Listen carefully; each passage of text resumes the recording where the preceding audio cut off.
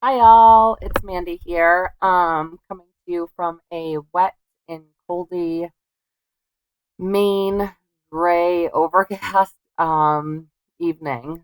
My topic this week is safety. I believe one of my earlier videos I touched upon safety a bit, but I didn't really maybe give it the attention that it deserves.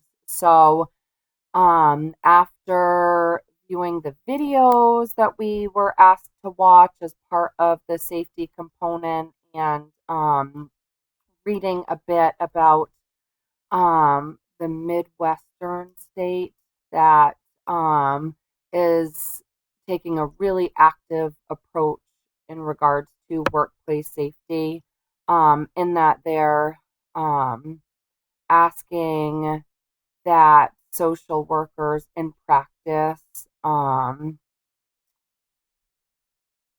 get so many ECUs annually around safety practices and protocols. And I think that's really smart and really wise. And it would be great to see,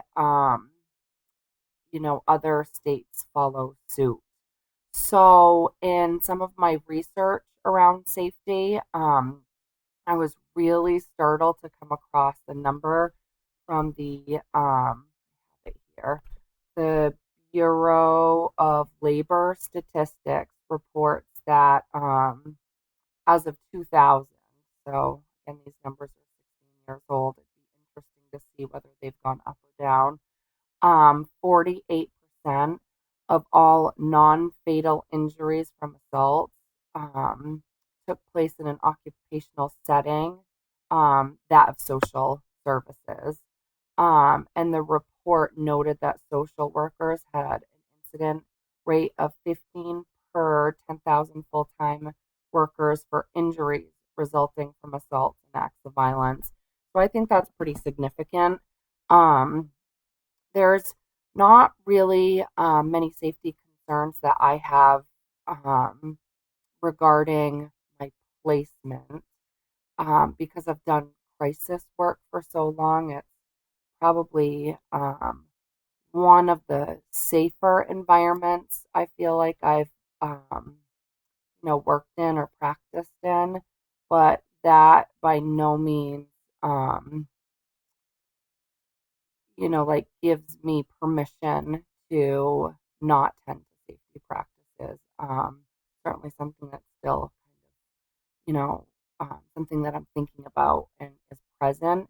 And I think that I think about safety so much because of the really extreme kind of work situations I've um, had to tend to over my years of practice, to include um, fatalities, um, clients, assaults of coworkers, um, drug overdoses, fights, weapons, um, bodily fluids, you know, being exposed to um, some pretty serious um, illnesses. The list just kind of goes on and on. So just when I think that I've kind of seen it all, I know that I haven't. um, so this placement is almost a bit of a reprieve as far as like the secondary kind of trauma, exposure to just real extreme crisis situations. So that has been nice in some respects.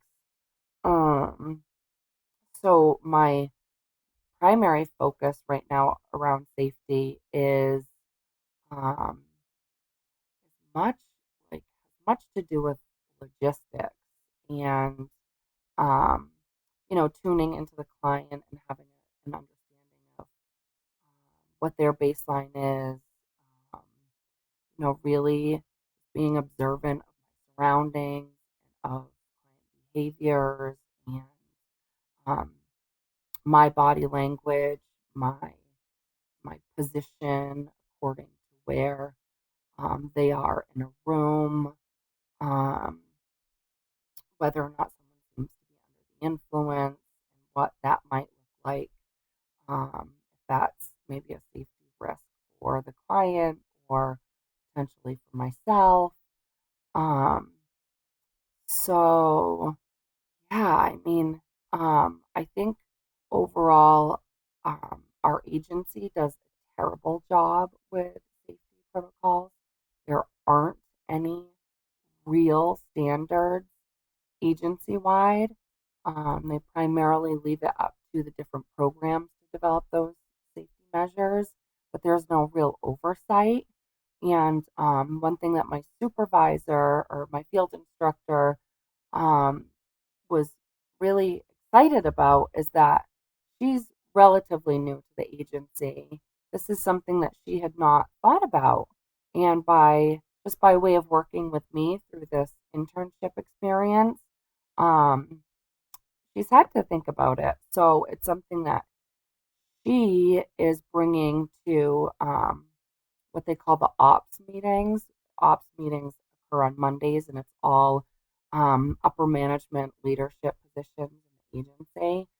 So I guess my hope would be that there would be a renewed kind of focus and energy around, safety of staff um, by way of like some of these conversations that I hope occur through my field instructor. Um, it's necessary, and everything that I've read, and just this last statistic that I noted at the beginning of this video. It's important, critical, really. So I see that I've gone far, far over. My apologies. I hope you all had a wonderful Thanksgiving, and I look forward to hearing from you all. Thank you.